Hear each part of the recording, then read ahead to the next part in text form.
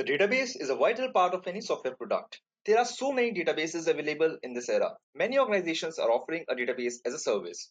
One of the giants is Microsoft Azure, as it is rich in services and features. Hello everyone, this is Dhruv from Edureka, and I welcome you all to this session where I will be talking about Microsoft Azure Database Services. So without any further ado, let's take a look at today's agenda. We will start this session by first having an overview of Microsoft Azure as well as of a database. And then we will understand the different types of Azure databases and the Azure Database Services architecture. And then we will briefly understand different database services provided by Azure and their use cases. And then finally, we will deploy an Azure Database Service hands-on. Before we begin, do consider subscribing to our YouTube channel and hit the bell icon to stay updated on trending technologies. And also, if you are interested in online training certification in Microsoft Azure, check out the link given in the description box below. So first, let's get an overview of the Microsoft Azure. Microsoft Azure, formerly known as Windows Azure, is Microsoft's public cloud computing platform created by Microsoft for building, testing, deploying, and managing applications and services through Microsoft managed data centers. It provides software as a service, platform as a service, and infrastructure as a service that can be used for services such as analytics, virtual computing, storage, networking, and much more. It can be used to replace or supplement your on-premise servers as well as it can support many different programming languages, tools, and frameworks, including both Microsoft specific and third-party software and systems. Azure uses large-scale virtualization at Microsoft data centers worldwide and it offers more than 600 services. Now let's have an introduction of a database. First, let's understand why do we need a database. So the various reasons a database is important are, first of all, it manages large amounts of data. A database stores and manages a large amount of data on a daily basis. This would not only be possible using any other tool such as a spreadsheet, as they would simply not work. Second is its accuracy. So a database is pretty accurate as it has all sorts of built-in constraints, checks, etc. This means that the information available in database is guaranteed to be correct in most cases. It's easy to update data in a database. So in a database, it is easy to update data using various data manipulation languages available. One of these languages is SQL. For the security of data, so databases have various methods to ensure security of data. There are user logins required before accessing a database and various access specifiers. These allow only authorized users to access the database. So fifth is data integrity. This is ensured in databases by using various constraints for data. Data integrity in databases makes sure that the data is accurate and consistent in a database. The last is easy to research data. It is very easy to access and research data in a database. This is done using data query language, which allow searching of any data in the database and performing computations on it. Now that you have understood the need of a database, let's briefly understand what actually it is. So a database is an organized collection of structured information or data typically stored electronically in a computer system. A database is usually controlled by a database management system. Together, the data in the database management system, along with the applications that are associated with them, are referred to as a database system, often shortened to just a database. So, data within the most common types of database in operation today is typically modeled in rows and columns in a series of tables to make processing and data querying efficient. The data can then be easily accessed, managed, modified, updated, controlled, and organized. Most databases are a structured query language for writing and querying data. Databases are used to support internal operations of organizations and to underpin online interactions with customers and suppliers. Databases are used to hold administrative information and more specialized data such as engineering data or economic models. Example includes computerized library system, flight reservation system, computerized past inventory system, and many content management systems that store websites as collection of web pages in a database. Now that you have an understanding of Microsoft Azure as well as of a database, let's now take a look at different types of databases in Azure. First is relational database. A relational database is a type of database that stores and provides access to data points that are related to one another. Relational databases are based on the relational model, an intuitive, straightforward way of representing data in tables. In a relational database, each row in the table is a record with a unique ID called the key. The columns of the table hold attributes of the data, and each record usually has a value for each attribute, making it easy to establish the relationships among data points. In a relational database, all data is stored and accessed via relations. So relations that store data are called base relations and in implementations are called tables. Other relations do not store data but are computed by applying relational operations to those relations. These relations are sometimes called derived relations. In implementations, these are called views or queries. Derived relations are convenient in that they act as a single relation, even though they may grab information from several relations. Each relation or table has a primary key. This being a consequence of a relation being a set, a primary key uniquely specifies a tuple within a table, while natural attributes are sometimes good primaries. So this is all about relational database. Then second we have is non-relational database, also known as NoSQL databases. So NoSQL database or non-relational database provides a mechanism for storage and retrieval of data that is modeled in means other than the tabular relations used in relational databases. So non-relational databases are increasingly used in big data and real-time web applications. And non-relational databases are also like sometimes called not only SQL to emphasize that they may support SQL-like query languages or sit alongside SQL databases. So the prominent non-relational databases provided by Azure is Cosmos database that I will explain you further in this video. And third is in-memory database. So an in-memory database, also like in the short form we say it as IMDB, also like a main memory database system or MMDB or memory resident database. These are all the names of it. So an in-memory database is a database management system that primarily relies on main memory for computer data storage. It is contrasted with database management systems that employ a disk storage mechanism. In-memory databases are like faster than disk optimized databases because disk access is slower than memory access. The internal optimization algorithms are simpler and execute fewer CPU instructions. Accessing data in memory eliminates seek time when querying the data, which provides faster and more predictable performance than disk. A potential technical hurdle with in-memory data storage is the volatility of RAM. Specifically, in the event of a power loss, intentional or otherwise, data stored in volatile RAM is lost. With the introduction of non-volatile random access memory technology, in-memory databases will be able to run at full speed and maintain data in the event of power failure. Let's now understand the architecture of database services provided by Azure. So you can see it looks like a complex architecture, but I will explain you quite easily. So the basic fundamental building block that is available in Azure is the SQL database.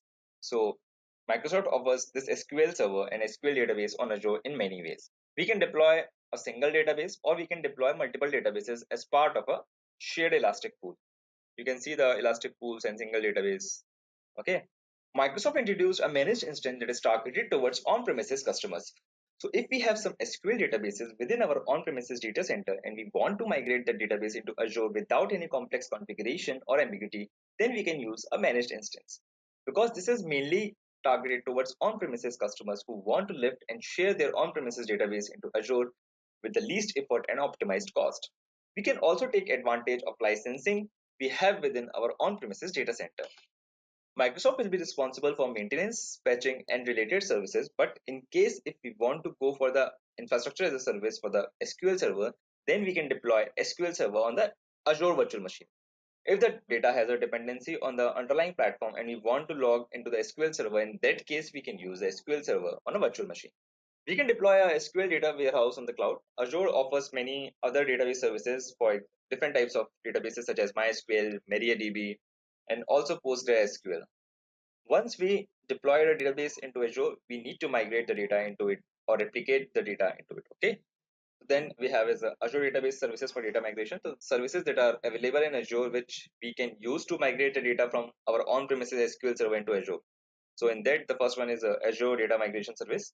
So it is used to migrate the data from our existing SQL server and database within the on-premises data center into the Azure.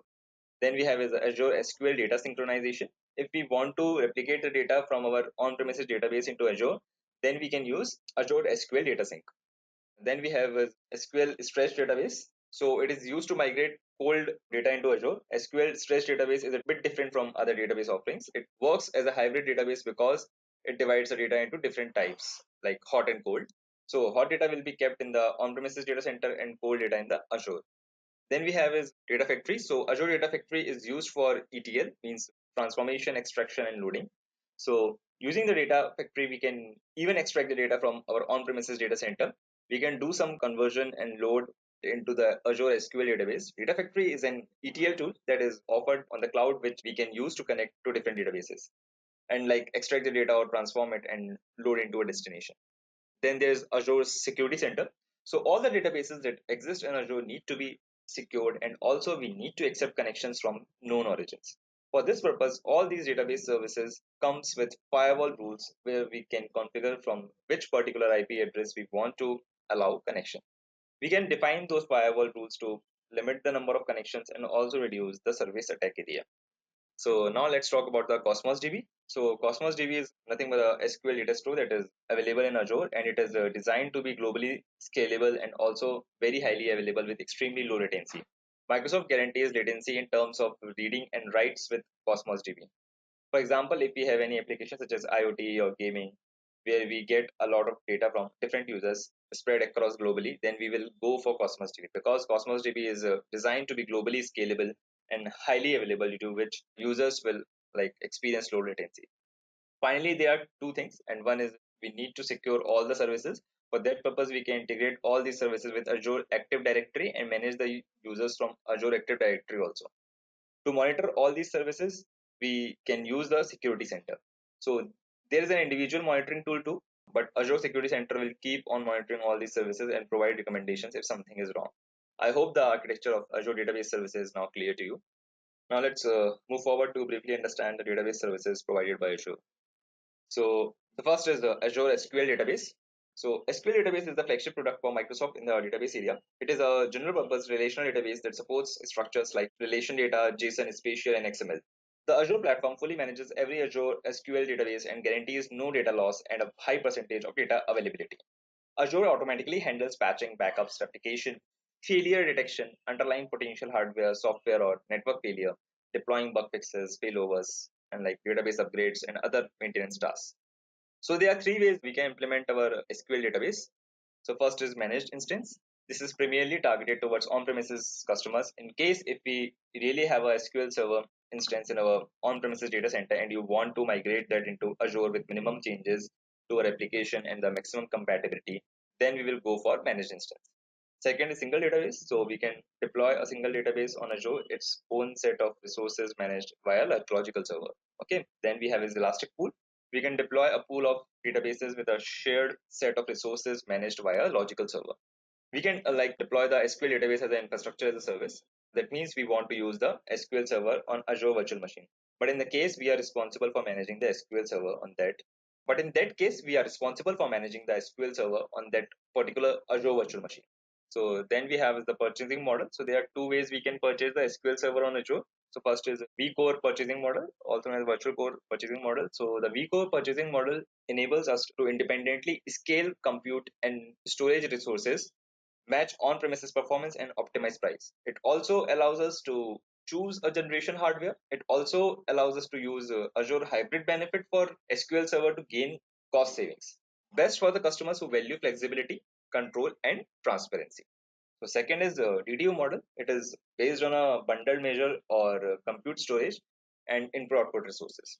So sizes of the compute are expressed in terms of database transaction units, means DTUs, for single databases and elastic database transaction units for elastic pools. This model is best for customers who want simple pre-configured resource options. And the second database service is Azure Cosmos Database. So Azure Cosmos Database is a NoSQL data store. It is different from the traditional relational database where we have a table and the table will have a fixed number of columns and each row in the table should adhere to the scheme of the table. In the NoSQL database, you don't define any schema at all for the table. And each item or row within the table can have different values or different schema itself. So now let's understand the Cosmos database structure. First one in the structure is a database. So we can create one or more Azure Cosmos database under our account. A database is analogous to a namespace and it is the unit of management for a set of Azure Cosmos containers. So the second is Cosmos account. So the Azure Cosmos account is the basic unit of global distribution and high availability. For globally distributing our data and throughput across multiple Azure regions, we can add or remove Azure regions from our Azure Cosmos at any time. I mean Azure Cosmos account at any time. So the third is a container. So an Azure Cosmos container is the unit of scalability for both provision, throughput, and storage of items. A container is horizontally partitioned and then replicated across multiple regions. Then let's understand the types of consistency under Cosmos DB. So Azure Cosmos Database approaches the data consistency as a spectrum of choices instead of two extremes. So strong compatibility and eventual consistency are at the ends, but these are many consistency choices along the spectrum.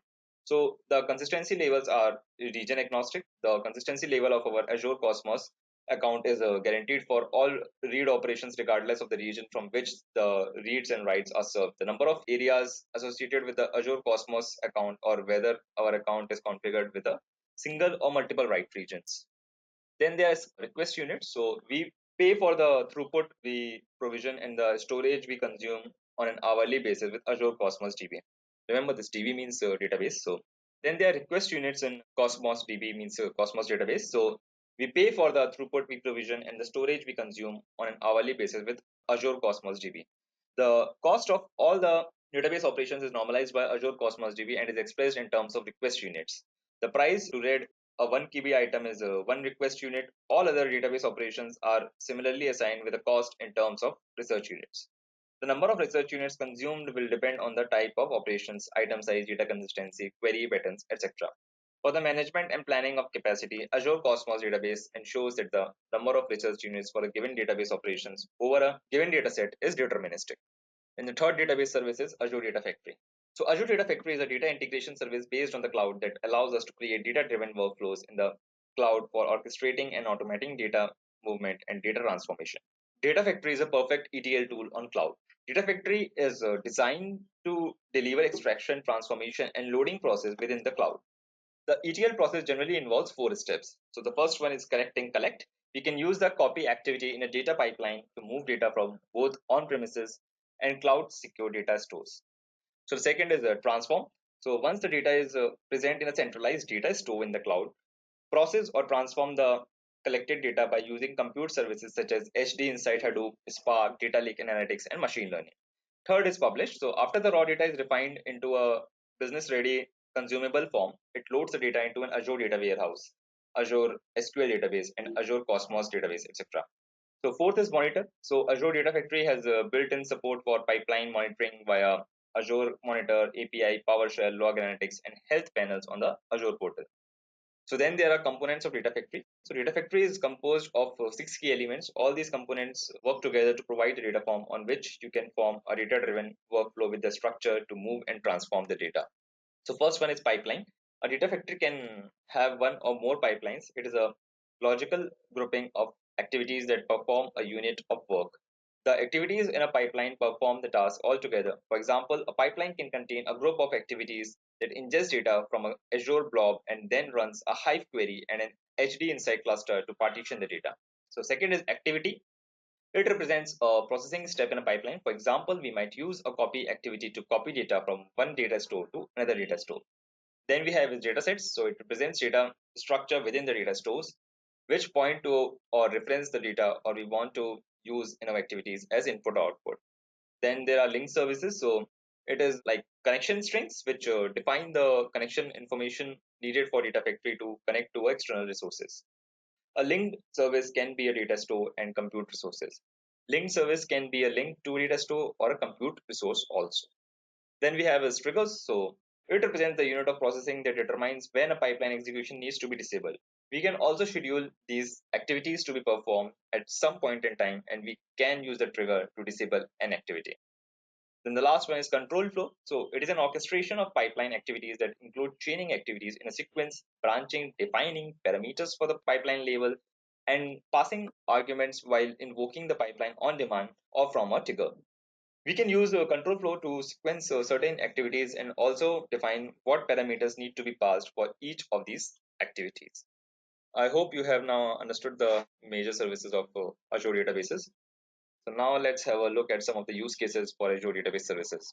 First, let's see the use cases for SQL database. So the first one is developer or test environment. An important use case for replicating or migrating data to SQL hosted on Azure is for developer or test environments.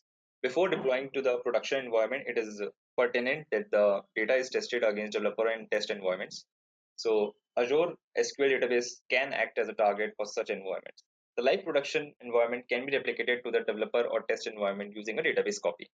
So the second is business continuity. One of the most important use cases for SQL on Azure is using it as a PR target to maintain business continuity. Azure SQL databases can provide an SLA of up to 99.99% by maintaining several copies of the data. This provides business continuity as it allows you to restore geo-redundant copies of the data or use active geo-redundant copies as failover points in use of outages at data centers or in regions. Besides SQL databases, you can also use availability groups to fulfill business continuity demands. Not only can you use availability groups in Azure SQL virtual machines, but also use Azure SQL virtual machine instances as a target for high availability and disaster recovery.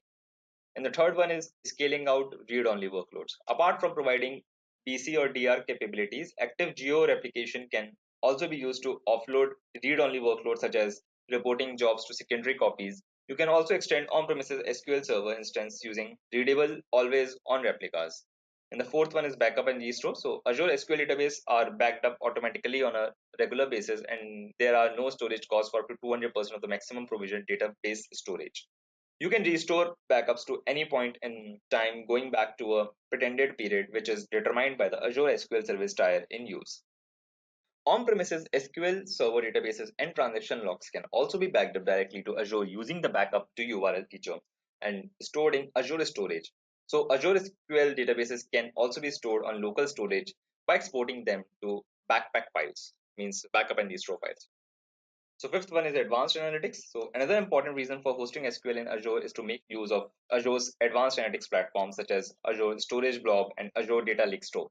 A common scenario with advanced analytics is when users reference data from various data sources, use Azure Data Lake Store as the staging area, or perform transformation activities using Hive or Spark, and finally load the data into Azure Data Warehouse for BI and reporting. BI means business intelligence. Now let's see the use cases for Cosmos database. First of all, they are used in IoT and telematics. So IoT use cases commonly share some patterns in how they ingest, process, and store data. First, these systems need to ingest bursts of data from device sensors of various locales. Next, these systems process and analyze streaming data to derive real-time insights. The data is then archived to cold storage for batch analytics. Microsoft Azure offers rich services that can be applied for IoT use cases, including Azure Cosmos Database, Azure Event Hubs, Azure Stream Analytics, Azure Notification Hub, Azure Machine Learning, Azure HD Insight, and Power BI. Bursts of data can be ingested by Azure Event Hubs as it offers high throughput data ingestion with low latency. Data ingested that needs to be processed for real-time insight can be funneled to Azure Stream Analytics for real-time analytics. Data can be loaded into Azure Cosmos Database for an ad hoc query.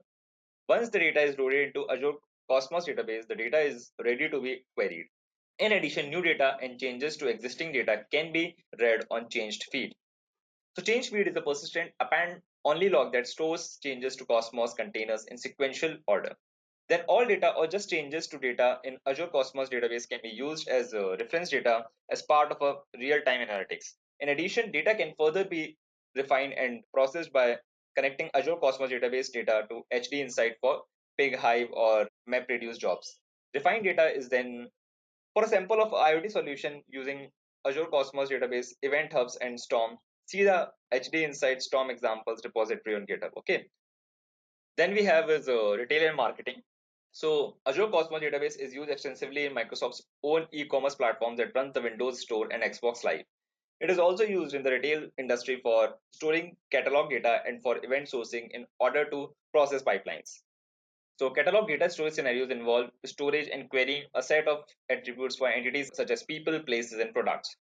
Some examples of catalog data are user accounts, product catalogs, IoT devices, registries, and bill of material systems. Attributes for this data may vary and can change over time to fit application requirements. Consider an example of a product catalog of an automotive part supplier. Every part may have its own attributes in addition to the common attributes that all parts share. Furthermore, attributes for a specific part can change the following year when a new model is released. Azure Cosmos Database supports flexible schemas and hierarchical data, and thus it is well suited for storing product catalog data.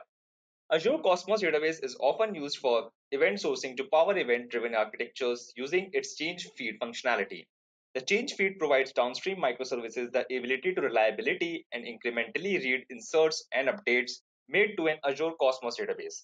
This functionality can be leveraged to provide persistent event store as a message broker for state-changing events and drive order processing workflow between any microservices. In addition, data stored in Azure Cosmos Database can be integrated with HD Insight for big data analytics via Apache Spark jobs. So the third one is gaming. The database tier is a crucial component of gaming applications. Modern gaming apps perform graphical processing on mobile or console clients but rely on the cloud to deliver customized and personalized content like in-game stats, social media integration, and high-score leaderboards. Games often require single millisecond latencies for reads and writes to provide an engaging in-game experience. A game database needs to be fast and be able to handle massive spikes in request rates during new game launches and feature updates. So Azure Cosmos Database is used by games like The Walking Dead, No Man's Land by Next Games, and Halo 5 Guardians. So Azure Cosmos Database provides the number of benefits to game developers like Azure Cosmos DB allows performance to be scaled up or down elastically. This allows games to handle updating profiles and stats from dozens or millions of simultaneous gamers by making a single API call. Then Azure Cosmos DB supports millisecond reads and writes to help avoid any lags during the gameplay. Then Azure Cosmos Database automatic indexing allows for filtering against multiple different properties in real time. For example, locating players by the internal player IDs or their game center Facebook, Google IDs, or querying based on player membership in a guild. This is possible without building complex indexing or sharding infrastructure. Social features including in-game that messages player guild membership challenges, completed high score leaderboards, and social graphs are easier to implement with a flexible schema. So Azure Cosmos Database as a managed platform as a service required minimal setup and management work to allow for rapid iteration and reduce time to market. The last one is web and mobile applications. So Azure Cosmos Database is commonly used within mobile and web applications and is well suited for modeling social interactions, iterating with third-party services, and for building rich personalized experiences. The Cosmos Database SDKs can be used to build rich iOS and Android applications using the popular Xamarin framework. So under web applications, first we have the social applications and then we have personalization. So in social applications, a common use for Azure Cosmos Database is store and query user generated content, means UGC.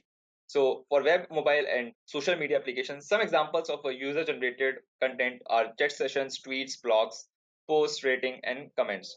Often the UGC in social media applications is a blend of free form text, properties, text, and relationships that are not bounded by rigid structure. Content such as chats, comments, and posts can be stored in Cosmos DB without requiring transformations or complex object to relational mapping layers. Data properties can be added or modified easily to match requirements as developers iterate over the application's code, thus promoting rapid development. Applications that integrate with third-party social network must respond to changing schemas from these networks as data is automatically indexed by default in Cosmos database. Data is ready to be queried at any time. Hence, these applications have the flexibility to retrieve projections as their respective needs. So the second thing in web and mobile applications is personalization. So nowadays, modern applications comes with complex views and experiences. These are typically dynamic, catering to user preferences or moods and branding needs. Hence, applications need to be able to retrieve personalization settings effectively to render UI elements and experiences quickly. JSON, a format supported by the Cosmos DB, is an effective format to represent UI layout data as it is not only lightweight but also can be easily interpreted by JavaScript. Cosmos DB offers turnable consistency levels that allows fast reads with low latency writes. Hence, storing UI layout data, including personalized settings as JSON documents in Cosmos DB, is an effective means to get this data across the wire. So these were the use cases for Cosmos DB. Now that you have a theoretical understanding of Azure Database Services, let's now see a simple deployment of a database service on Microsoft Azure. Just simply type Microsoft Azure on Google. What you can do is you can create a free account on Microsoft Azure. You get 12 months of free services and around 40,000 rupees of free credits also for using the services. We can just directly open the console from here. I'll just sign in. So for deploying a simple database service, so what we are going to deploy today, we can like deploy Cosmos database, like I've explained to you what is Cosmos database or NoSQL database it is. So we can just go to console, to the portal I mean. You can go to the portal. You can create a resource from here. You can search for Cosmos. It comes like Azure Cosmos, yes. You can see here like free credits. I have a free trial account, so it is showing that I have 14,500 free credits. So this is the like credit amount you get for in a free trial. Okay, So you can create a Azure Cosmos DB from here. Which one you want to create? Like you can create core SQL one. So resource group, you can give a new one, or we have an existing, we have a Cosmos one, resource Cosmos. So if you want to choose the existing one, or if you want to choose the new one, okay. So you can choose the existing one from here, or if you want to create a new one, then create new one. Source one Cosmos. I hope that works out. Yeah. Then give any unique name for this. Like I will give demo underscore Cosmos 123. Okay, it cannot contain underscore. Remember these things. Okay, it just cannot contain this. So 1 2 3 4 I will. Okay, it's not available, so I will give 5 also. Yeah, it's available now. And like choose a location, whichever location you are located in. You can use nearby location. So mine is Asia Pacific Central India. So I've chosen this. So free trial account is already there. I applied for it. Then you can just review and create. Before getting deployed, it will show you the review for it. So remember that on the basis of the location we have selected, the creation time will differ. Okay. So you can review it, all the information what you have inserted. So now you can create. So deployment is in progress. It will take a few minutes. You can see like how the resource has been created. Deployment is in progress. Will soon be created. You can check details for it from here. Let's go to portal again. Like it is already pinned here, or you can search from here. Okay, for Azure Data Cosmos DB. So just click here. So it is showing that it is getting created. This is the one I have created before only. This one is creating. It is still in progress. Let's refresh one again. You can see the processing going on here. Yeah. So your deployment is complete, showing. You can go to resource from here also. Or you can just refresh it from here. So yeah, this is how it's been created. You can open the resource from here, and you can go to activity log or data explorer. You can create a database, anything, or you can see the consistency of it, like default consistency and everything. So that's how Cosmos database has been deployed. So I hope you have understood this deployment. With this, we come to the end of today's session of Azure Database Services. I hope you had a great time learning and understanding about it. And if you have any queries, please feel free to leave them down in the comment section below. Until next time, thank you. I hope you have enjoyed listening to this video. Please be kind enough to like it, and you can comment any of your doubts and queries, and we will reply them at the earliest. Do look out for more videos in our playlist and subscribe to Edureka channel to learn more. Happy learning!